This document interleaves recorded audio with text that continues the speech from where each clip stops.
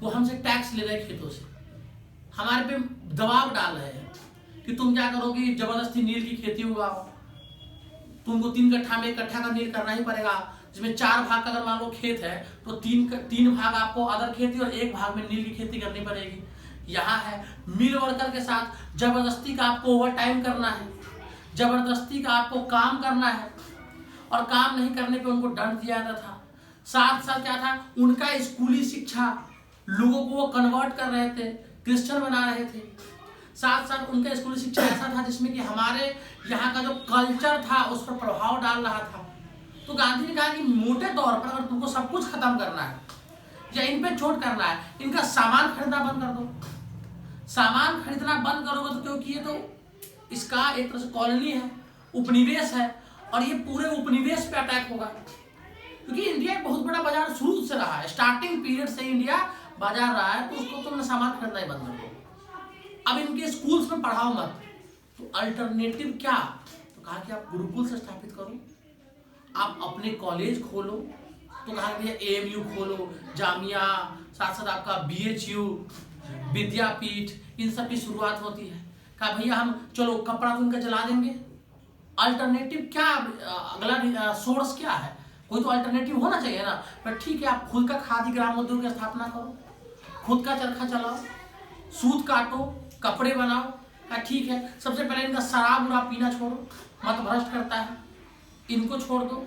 उसके बाद जो तुम्हारे यहाँ सालों साल से चली आ रही है जाति प्रथा, उस पर चोट करो। कहा कि दलितों को, दलित नहीं, ये हरिजन है, ये भगवान के जन है, भगवान के लोग हैं, इनके साथ वैसे ट्रीट करो। उसके बाद कि सालों हजारों साल से एक कम्युनिटी तुम्हारे जनसंख्या का जिसकी हिस्सेदारी 50% के आसपास है, वो है महिलाएं, और वो घर के 4 दीवारी तक सीमित है, उनको बाहर निकालो। वो जब आंदोलन में आएंगी तो आंदोलन और डेवलप करेगा और सक्रिय होगा, तो उनको बढ़ा के ले आए। इस तरह से गांधी ने अलग अलग प्रयोग किए।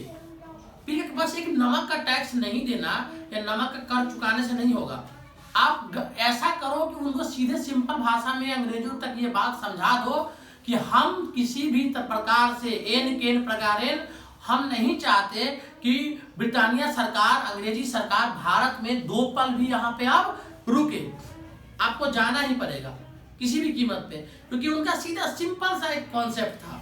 उनको पता था कि अंग्रेज जो है इनसे लड़ाई, इनसे मारपीट करेंगे तो ये क्या होगा, फौजी हुकूमत पीछे चलाएंगे, इनके तंत्र को ही कमजोर कर दो, इनके सिपाहियों को मिला लो अपने तरफ, इनके ऑफिसर्स को मिला दो, बड़े बड़े, अब भैया आंदोलन होगा तो हमें व्यापारियों का साथ चाहिए। कुछ लोग आज भी कहते हैं अंबानी अडानी चोर है, अंबानी अडानी को मार, नहीं यार, सबको लेकर के डेवलपमेंट हो सकता है।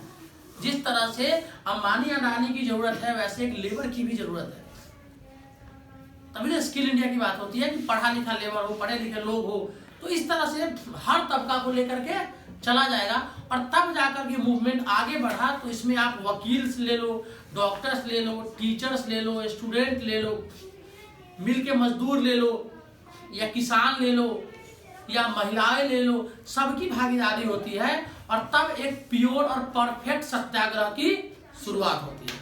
Thank you.